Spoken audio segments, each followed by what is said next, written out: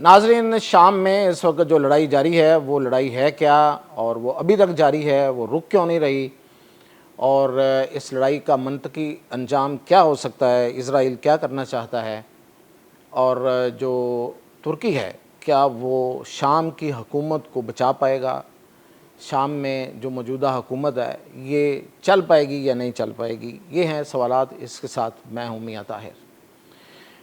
तो इस वक्त भी लड़ाई चल रही है। ये एक इलाका है सवेदा के नाम से शाम में, और वहाँ पे द्रूज़ रहते हैं। द्रूज़ जो है ये एक बड़े अरसे से यहाँ आबाद लोग हैं, जिनका मज़हब कुछ लोग कहते हैं कि इस्माइली शिया हैं, लेकिन कुछ लोग कहते हैं कि नहीं ये बुद्धिस्ट हैं, या फिर ये इन दोनों का कोई मिक्सचर है।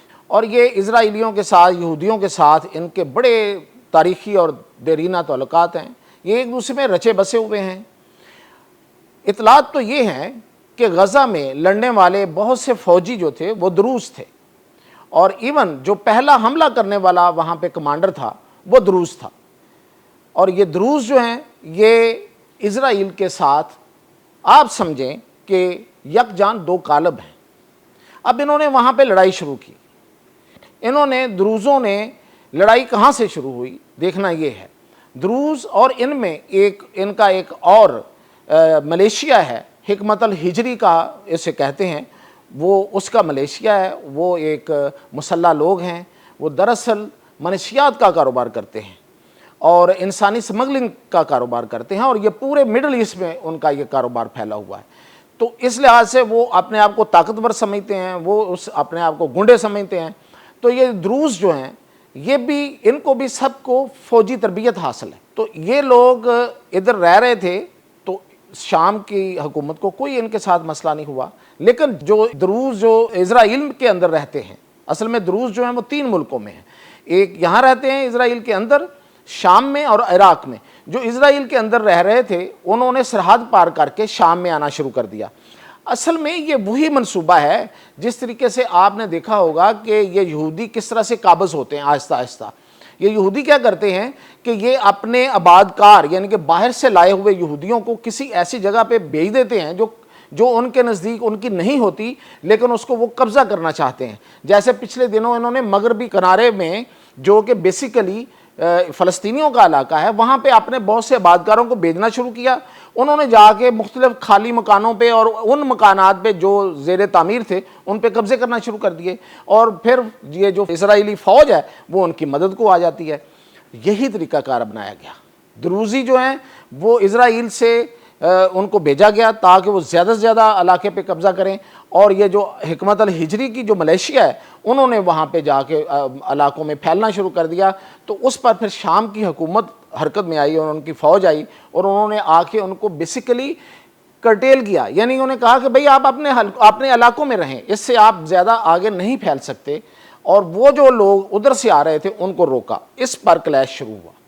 इस क्लैश पर जब शामी फ़ौज ने एक्शन लिया तो इज़राइल उनकी मदद को आ गया, और फिर उसने आके शाम में ख़ास तौर पे जो सदारती महल है उस पे आके हमले किए, जिसका एक ही मतलब था कि अहमद अल शरा जो इस वक्त सदर है वो उसको मार देना चाहता था। यानी कि वो द्रूज़ियों के मुकाबले में पूरी शाम की हुकूमत ख़त्म करना चाहता था। उसके बाद फिर उसमें अमेरिका आया, उसमें अरब ममालिक आ गए, और अब कहा तो ये जा रहा है कि वहाँ पे जंग बंदी हो गई है। लेकिन इस जंग बंदी से पहले भी एक सिचुएशन क्रिएट हुई। वो ये हुई कि ये जो द्रूज़ी हैं इन्होंने वहाँ पे कत्ले-आम बंद नहीं किया। वहाँ पे मौजूद जो बद्दू थे उनको मारना शुरू किया, उनकी औरतों के साथ रेप शुरू कर दिए और उनको निकाल दिया उन इलाकों से। इस पर फिर जो पूरे शाम के बद्दू कबाइल हैं वो मिल के 70,000 के करीब लोग जो हैं वो फिर सवेदा में दाखिल हुए, और उन्होंने फिर बदला लेना शुरू कर दिया। इस पर जो इज़राइल है उसको शायद वक्ती तौर पे ये हिकमत अमली होगी कि अब भी जंग रोकी जाए। तो अब अरबों के कहने पे, अमेरिका के कहने पे अब एक जंग बंदी का ऐलान हुआ है। अभी ऐलान हुआ, उस पर अमल दरामद नहीं हो रहा। द्रूज़ी अभी भी वहाँ पे मौजूद लोगों को, सिविलियन लोगों को मार रहे हैं, और जो अमन कराने के लिए वहाँ पे फ़ौज भेजी गई है उसको भी वो निशाना बना रहे हैं। द्रूज़ियों का एक शेख है वो मुतालबा कर रहा है कि हमें इज़राइल अपने साथ शामिल कर ले। تو دراصل یہاں سے بات شروع ہوتی ہے. یہ ہے اصل منصوبہ اسرائیل کا.